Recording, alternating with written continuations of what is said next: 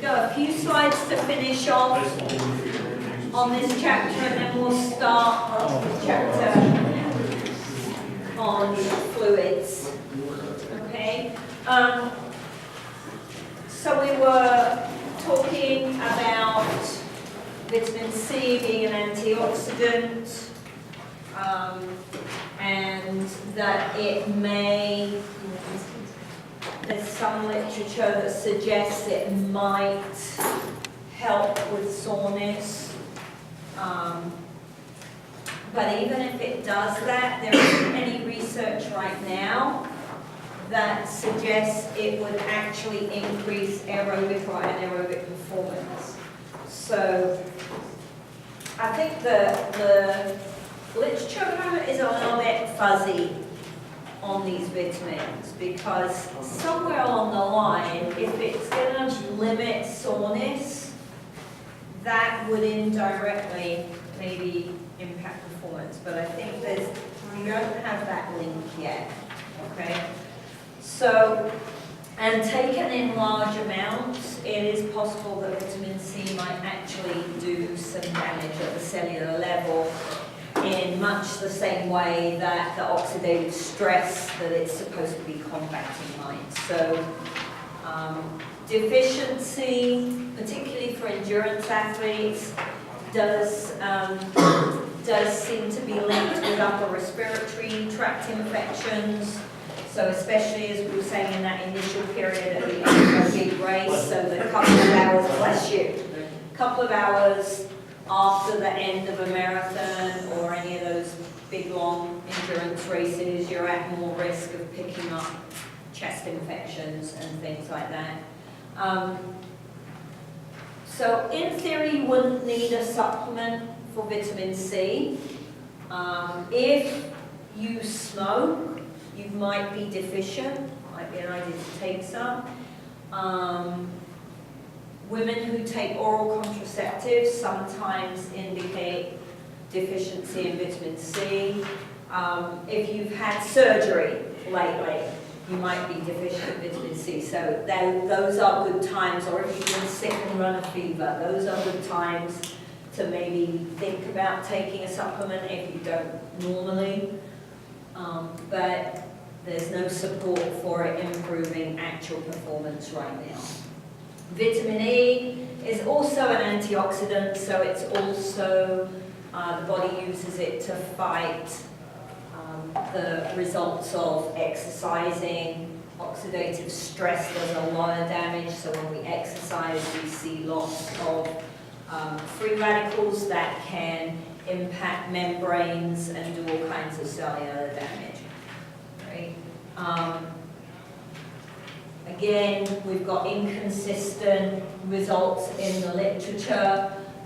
There's some research that suggests if I exercise regularly, we tend to see increased storage levels of vitamin E. If that's the case, there would have to be some benefit to having the addition. I mean, adaptation is positive, but we haven't found what that link is to why we would see that, other than maybe it helps with the stress. And might decrease muscle damage. Again, right now we have no research to support that vitamin E, and so additional vitamin E would improve any kind of performance in any event. So if you're eating a balanced, healthy diet, you should have adequate levels of these vitamins. Remember, vitamin E is a fat soluble, so you don't want to take too much. It can become toxic. And at the moment, we don't see any benefit to performance by taking additional over what we've got in our diet. So be a little careful with that one. B vitamins. B vitamins are interesting. There's several B vitamins, but they work together as a complex. So I might have most of them and be missing one, and then the whole complex can't do its job properly. The utilization of the other vitamins that I've got drops down if I'm missing one that is part of the group. So B vitamins can help with energy production, all right? They facilitate and work as coenzymes, so they facilitate the enzymes that are working in our energy systems. All right, so B vitamins are very important, and if we're short on B vitamins, one of the side effects of being short is that you feel a bit lethargic or you're very tired. Right? B12, we need B12 to make red blood cells. If I don't have red blood cells, then I'm not going to be able to transport oxygen. All right? So they do play a role in several mechanisms that we really play crucial parts in our exercise programs and our performances. Some reports say that if we take additional B vitamins, that we see increased carbohydrate metabolism, decreased blood lactate concentration during performance, but there's no link then again with increased actual performance yet. So again, you don't need to take them if you're not deficient in them. Right? B1 is connected with memory, so if you're deficient in B1, that might be why you're not studying well. Okay. So if we want to take additional B vitamins, they're water soluble, so difficult to build up toxic levels, but maybe wasting your money because we don't see an improvement in performance. Right? If you have a deficiency, then supplementing certain vitamins might help, but you would have to be deficient. And with a Western diet, unless you're just not eating any fruits and vegetables and anything that's relatively healthy, it would be hard to be deficient. I mean, we overeat in the West, so it's difficult to really produce a deficiency. If our diet's adequate, if we've got our ratios and we're picking healthy food groups and we're not eating processed foods and we're cooking meals and buying fresh fruits and vegetables, you should be not seeing a deficiency here. Right? So our macronutrients are protein, carbs, fats. Micronutrients are vitamins and minerals. When we look at minerals, we then have, unfortunately, same term, subdivision, macrominerals and microminerals. Macrominerals are those that we have quite large stores in our bodies. So sodium, potassium, calcium, we have a lot of those available to the body. The microminerals, we don't have very much and we don't need very much at all. So things like iron, zinc, chromium, we don't have, we just have a trace. So another word for those is trace minerals. All right. Calcium is the most abundant mineral in the body because it is a large part of our skeleton, so we have a lot of it. Right? And remember that we also need calcium for muscle contraction.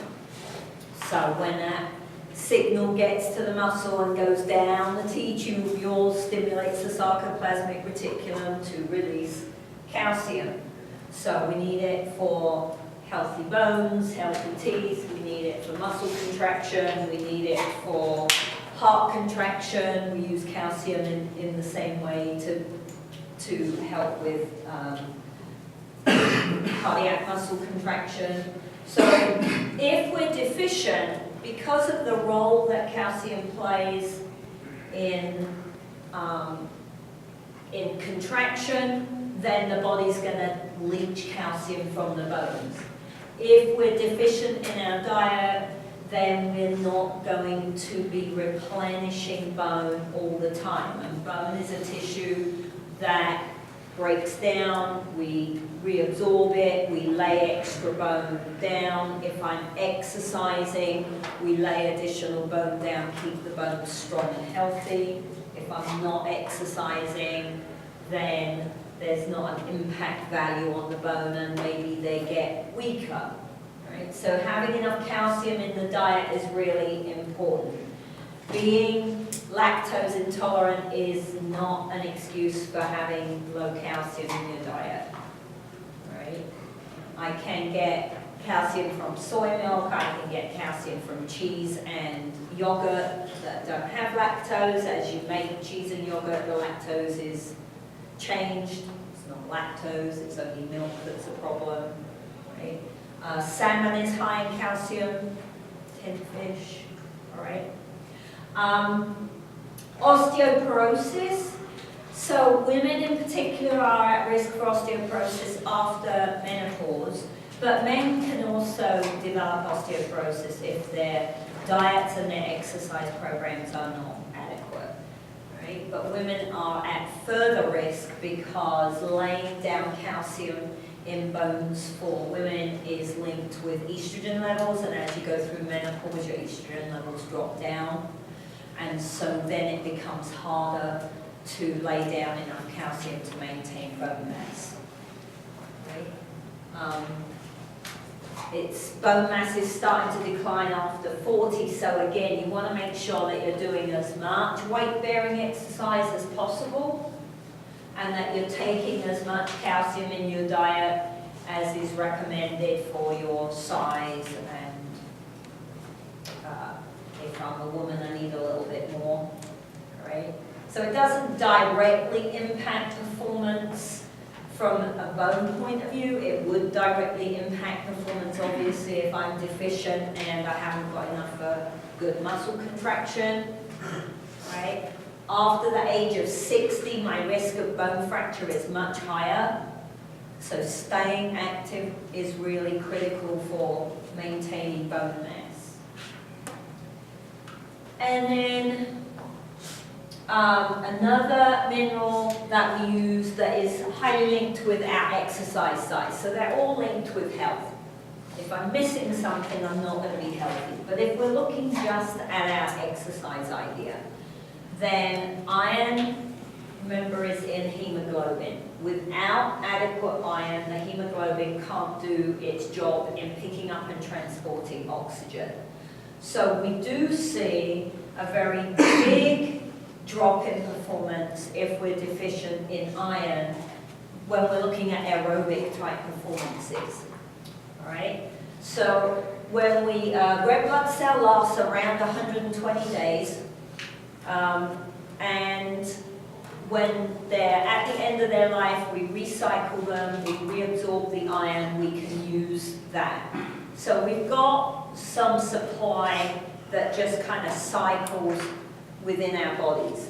But you've got to have iron in your diet. It's really important that you support those processes by having some form of iron in your diet. And so if I'm deficient in my diet, then supplementation will improve aerobic performance. Okay? So that's one of those where we see a very definite link between performance in certain events and the mineral that's involved. So when I'm short, I have to take iron. Very tired, lack of oxygen, so I'm a little bit foggy, have trouble concentrating maybe, feel sluggy. All of those are symptoms of being iron deficient.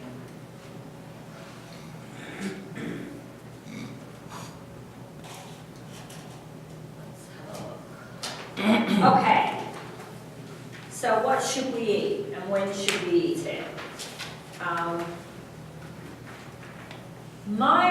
My personal recommendation when you're looking at this part of the chapter is to take a global picture of what of the information that they're giving you, because you'll notice as you're reading it that they keep reminding you that it's highly individual, that it depends upon the person, that it depends upon the event they're doing, that it depends on, right? So use the information more as a guideline. It's really important that you start to keep logs, or that you teach your athletes to keep food logs, so that they can be tracking what works, doesn't work for them as an individual. All right? So if you think about, and we talk about them in relation to the competition, to the event, but it's a similar idea in some cases for training as well. All right? But so if you think about, why do I eat something before I compete? Right? It's so that I can have the best performance possible. Right? Any food that I eat ahead of time is really to ensure a good performance. Right? That's the job of the meal, is to make sure my blood glucose is nice and stable and that I'm ready to go for the competition. The meal that I eat after the competition is more about recovery, normally, right? How quickly can I recover so I can do it again, or I can go back and train, okay? So before competition then, we don't want our athlete to be hungry, because it's difficult to concentrate when I'm hungry. So I've got to eat enough that they're not hungry, but I don't want them to eat so much that they've got undigested food left in their stomach.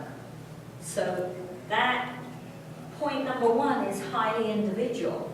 How quickly people digest food is individual. So I want it to be low in fat and fiber, all right? So that we increase gastric emptying. We don't want food sitting in the stomach, but we decrease the risk of gastrointestinal distress. We don't want to have gas and cramping because we had a lot of fiber in the meal, right? So we've got to get a good balance there. Somewhere around 200 to 300 grams of carbohydrate. You don't want fats, because fats take a long time to digest, and so they'll take too long to get out of your system. Maybe around 200 to 500 calories, depending upon the person and the event that they're going to be doing. Right. For some individuals, if they're eating like 3 to 4 hours ahead of time before the competition, then they probably can eat solid food, but even at that point, some people are already feeling too nervous to eat something solid. Might be a useful time to use a liquid meal, right? If I'm going to have something within an hour of competing, probably sticking with a liquid meal is a good idea, right? Gets me some carbs, depending on what I'm doing, might get me some protein, and that's easy to digest in a liquid form. And this is key, right? You don't want to do something new on the day of a competition, or even the day before a competition. And everybody reacts differently. So I've got to plan ahead. I've got to try it out. I've got to see how I feel. So if I eat this, right? So if I have an apple with some peanut butter on it, 2 hours before I train hard, how do I feel? Right? Did it work? If it worked, then that would be okay to have before the competition. If I get 5 minutes into my training program and I'm starving, then the apple and the peanut butter wouldn't be enough for the meal before the competition. Right? So you want to try it out. You can't say to your whole team, okay, everybody is going to eat this at this time, because that's not going to work for everyone. Right? Everybody's got to kind of be encouraged to work out their own plan. We all release when we eat. If we're eating carbohydrate, there is an insulin response, but everybody's insulin response is different. So I don't know how person A is going to feel versus person B. Okay? So we gotta be really careful. If we're looking at between events, so what if I'm in the kind of sport where I don't just get to do something once in the day and maybe I don't do anything again for 2 or 3 weeks, that I have to play today and play tomorrow? Or what if I have to play this morning and play this afternoon? Or I'm a runner and I have to run round 1 and round 2 and round 3 and then semifinals. Right? So when you're looking at an in-betweeny scenario, then if that in-between is more than 24 hours, you're probably going to replenish everything you need just by your regular diet. Right? Athletes eat a lot of food. On the whole, compared to the normal population, I like to believe you eat relatively healthily, right, compared to everybody else. I know I see the odd doo-doos and things creeping in there, but right, on the whole, you guys are pretty good at food choices that you make compared to the typical population your age, right? So glycogen stores are going to get replenished pretty quickly over a 24-hour period if you just eat your normal food. But if you've got just an hour until you have to play again, or a couple of hours until you have to play again, then you want to be thinking about these ideas again. I don't want to have too much. I can't eat a meal because I've got to play again. After the competition then, main goal, particularly if it's aerobic, is to replenish carb stores as quickly as possible. Right? So this regime here, this idea of almost half a gram per kilogram of your body mass every 15 minutes, way too fussy for my liking, but then I'm not a competitive athlete. And one of the problems with this regime is you've got to be careful then how many calories you're taking in, because if you're not working hard enough to balance that out, that's quite a lot of food over a short period of time. Okay? If I'm not in that much of a rush, then and we'll look at some data in a minute, I want to eat as quickly as possible after the exercise, and it needs to be within a 2-hour block. Right? When we look at the data that is longer than 2 hours, we see less glycogen storage than we do if we eat within the first 2 hours. If I'm doing weightlifting and the goal is to put on muscle mass or to get stronger, then we'll want some protein before the competition. Okay. There's literature on the protein that says if I eat before training, if I have protein that I see faster protein synthesis after training. When we're doing endurance work or weightlifting, that protein becomes useful. Adding protein to my carbohydrate after the event encourages glycogen synthesis, which is good. It also encourages protein synthesis, which is good, because even if my goal is not getting bigger or getting stronger, if I'm a runner, you do a lot of damage. Right? How far did you guys say you run in a soccer game? How far? 6 miles. It's going to be at least 6 miles a game, right? That's quite a lot of damage going on.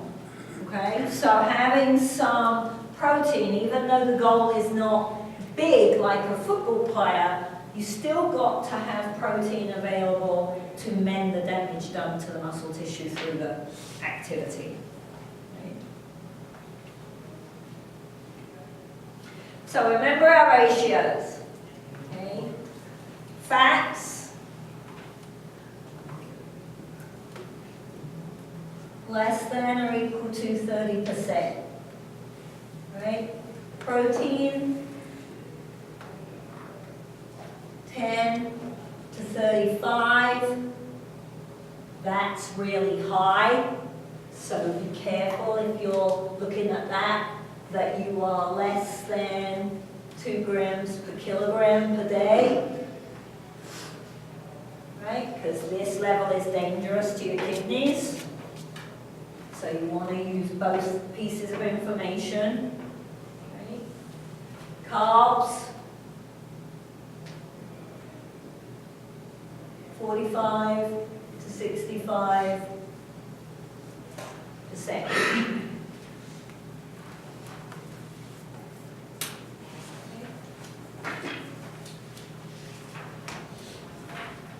And on page 263, they have a similar activity to the one that you did in lab last week, where you had to calculate how much protein, carb, and fat you should be using within your diet in a weight form. So this is, if this is the percentage, how much does that actually mean?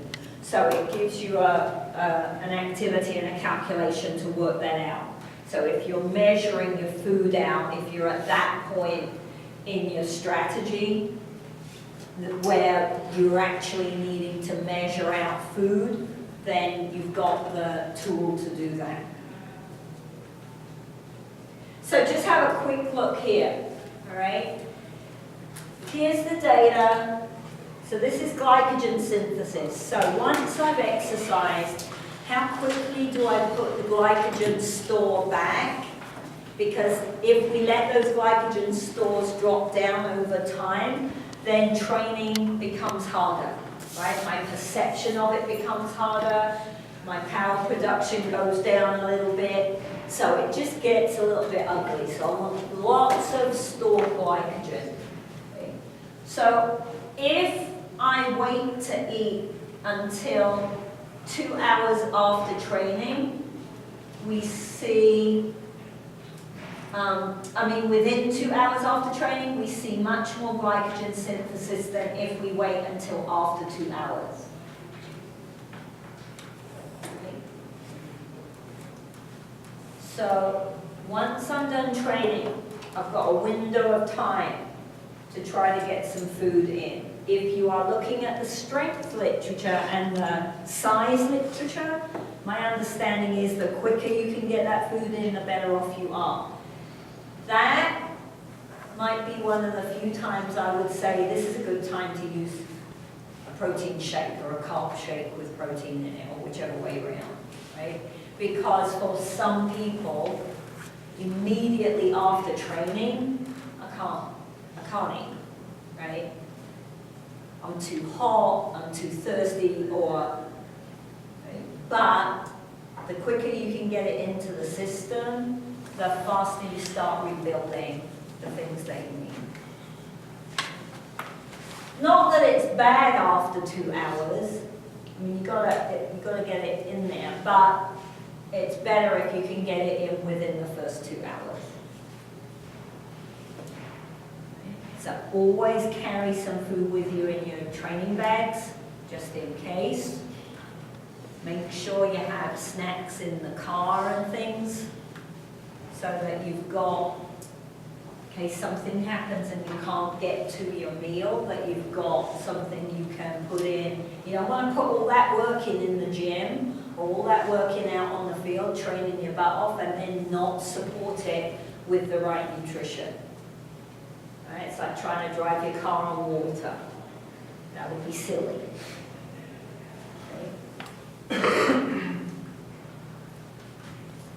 Okay. Questions, vitamins, minerals.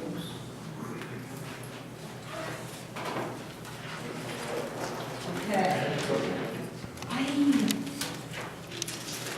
This is writing the bracket.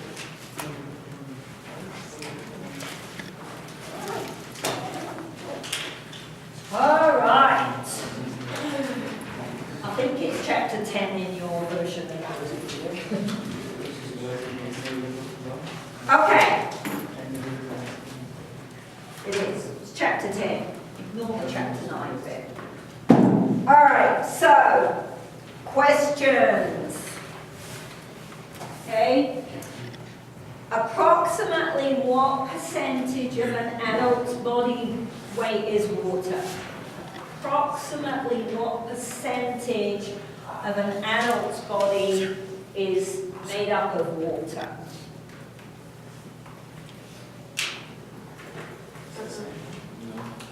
Approximately what percentage of an adult's body is made up of water?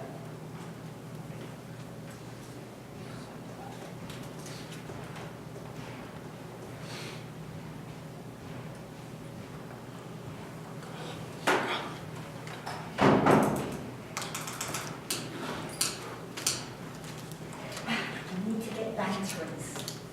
Remind me to ask Jane for batteries. Okay, so question 2 is a half point for each answer, okay? Which 2 electrolytes predominantly do we see lost in sweat?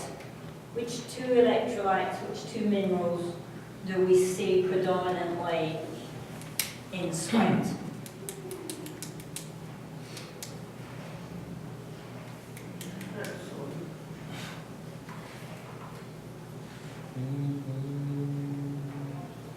One of them's easy, Yeah. right? What does it taste like? Awesome.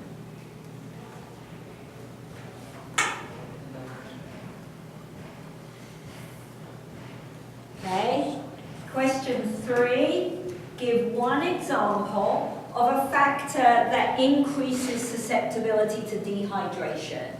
Give one example of a factor that increases susceptibility to dehydration. So there's several, okay? Several things that can increase your risk of dehydration.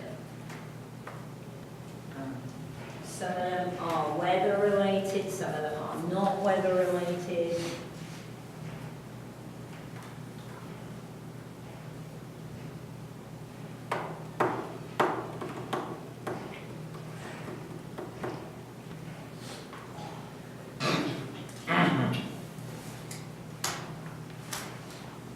Okay? All right, make sure your name's on there, swap off.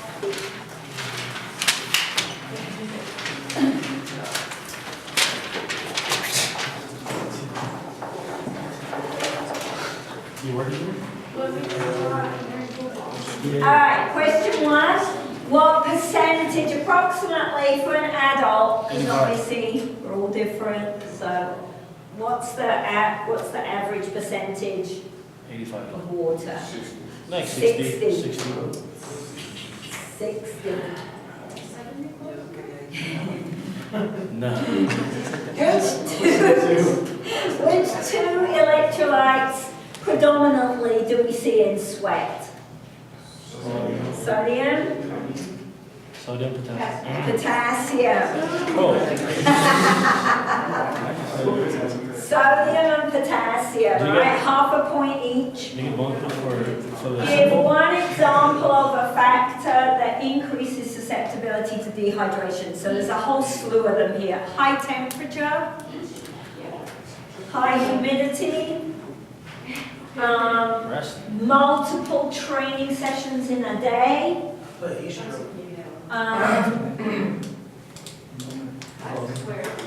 clothing, so the color of your clothing, What dark clothing,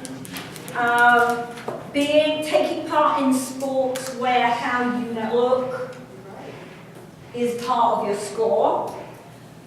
Protective equipment, so football players, cricket players have a big problem because of the helmets and all the pads and everything. But rest?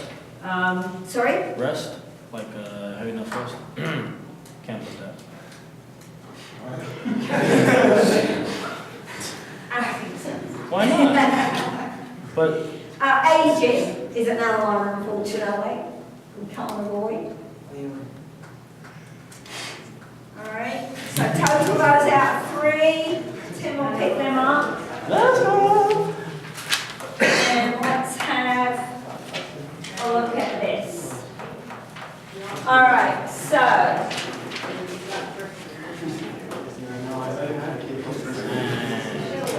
water. We mentioned last week that water is the 6th nutrient. It's really, really important. All right, it's actually the most important out of all the nutrients. So, for example, you could survive several weeks without proteins and fats and carbs. You're not going to feel very good, bless you, right? You might feel really rough, and you might be very sick, but you wouldn't die. You can't go for more than a couple of days without water and not die. So water is understandably considered the most important nutrient. When we look at, so 60% of the body, but when we look at muscle tissue, about 75% of muscle tissue is water, and only about 25% of fat tissue is water. So that's one of the reasons you have to be a little bit careful with the bioimpedance as a measure of body fat percentage, because the more muscly you are, the better you transmit the signal, and so it skews the data a little bit. The more recent bioelectrical impedance tools try to build in are you an athlete question. So they're starting to try to allow for people that have more muscle mass, but still it's a little tricky. Women therefore have a little less water than men because we have higher fat content than men do. Right? Elderly people have less water content than someone your age because they're losing muscle mass as they get older. So the older we get, the more risk of getting dehydrated. Right? And it's absolutely vital to physical performance, right? If I have a 2% of my body weight level of dehydration, so if I lose 2% of my body weight, we start to see a decrease in performance. Right? Cognitively, we start to see decreases in performance even a little less than that. For some people, by 1%, we're starting to see cognitive decreases in performance. That's another reason, very important to bring your water to class, because you don't want cognitive deficits when you're sitting in class trying to learn something. Right? Stay hydrated for class as well as for your exercise. When we start to get a little bit dehydrated, we start to see increases in heart rate, increases in body temperature, and at 9 to 12%, depending upon your size and the circumstances, 9 to 12% water loss can be fatal. So it's not very much, right? There's not a lot of wiggle room there for getting dehydrated. Okay. So what we want is to maintain water balance. Okay, so I want to maintain, I don't want to get overly hydrated, and I don't want to be underhydrated, dehydrated. Water plays such a big role. The obvious ones, blood plasma, in the muscle tissues, but also the spinal fluid has a large percentage of water. Your joint lubricant, synovial fluid, is high percentage water. The lubricant in your eyes is a high percentage of water. So one of the things that sometimes happens when we get dehydrated is you wake up in the morning and you feel like someone scratched your eyeball with a piece of glass while you were asleep. That's a very good indicator that you're dehydrated, right? That scratchy feeling. So water balance, what water am I taking in versus what water is going out, right? So we ingest about 60% of our water intake as liquids. So either literally water or milk or juice or coffee or tea, right? We intake about 30% of our water in our food. So certain foods contain a high amount of water in them. Other foods like cereals have very little water in them. Right? But I have to remember it's not just what I'm drinking, it's also what I'm eating. And then, what do we make at the end of electron transport chain? Water. That's why we need oxygen, right? Pick up the hydrogens and create water. So we also make internally a little bit of water, somewhere around 10%, right? And how active we are. Okay, so these are our water coming in on the one side. Just keep shaking hard enough and not that they'll leave. What about water going out? Right? We need a new building, guys, with windows. All right, water going out. Okay? So we lose about 2.5 liters of water a day. That's if we're not exercising, right? So that's a lot of water. Okay? How much I exercise, what the environment is like that I live in or that I'm exercising in, how big I am, all of those factors play a role in how much water we lose. But what we've got to try to do is match these up. And there's some correlation to energy expenditure. The more energy I expend, the more metabolism I do, the more water I need to take in, right? Technical terms, just to be aware of, if they pop up, euhydration, anything with EU at the beginning is normal, typical, right? So euhydration is normal hydration. I'm fully hydrated. Hypohydration means that overall the balance is negative, and that means that I'm heading down the path towards dehydration. Right? Hyperhydration means the net balance, the overall balance is positive, too high. What I'm looking for is equal in this case. It's not, it's a different picture to our calorie idea. Right?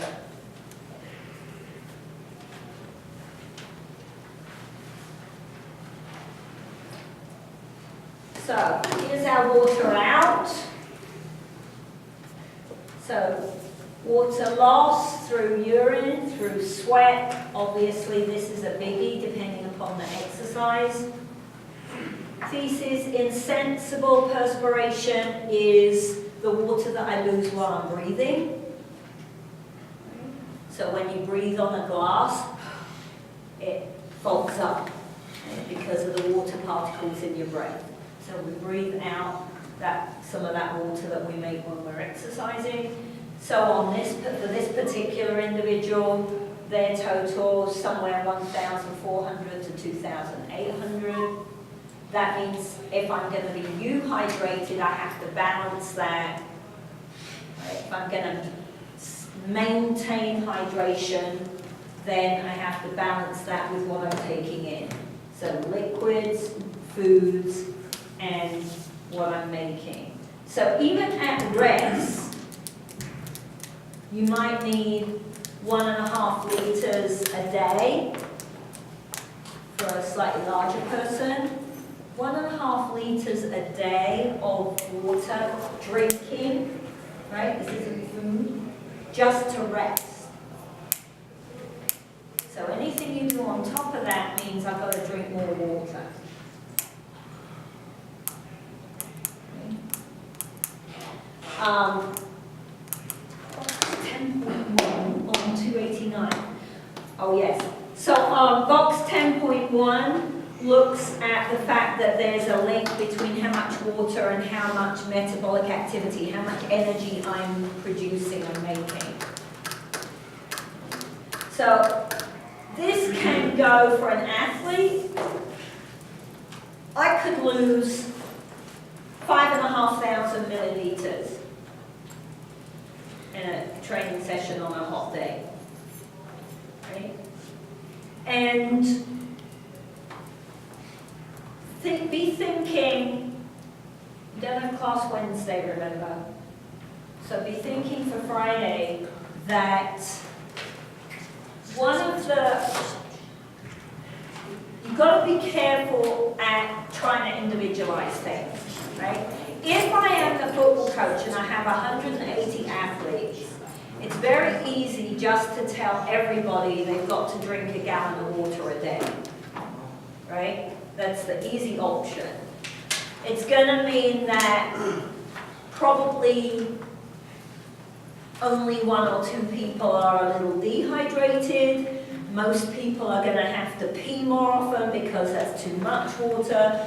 And I'm going to hit a nice whack of them are going to be well hydrated, right? It's not the best way. If you can teach your athletes to monitor themselves, that's a better tool, right? Do I know what hydrated means for me?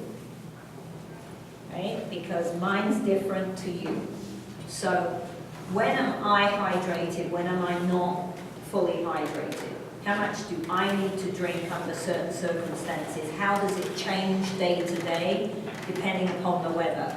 So the next part of the chapter that we'll look at on Friday looks at electrolytes, and then we'll look at, well, how do I measure my hydration levels so that I know personally whether or not I'm as healthy as I can. Okay? So enjoy Wednesday. I'm personally sorry we don't have class because that's going to crunch next week. Please keep an eye on Blackboard just in case I change things around. Bem,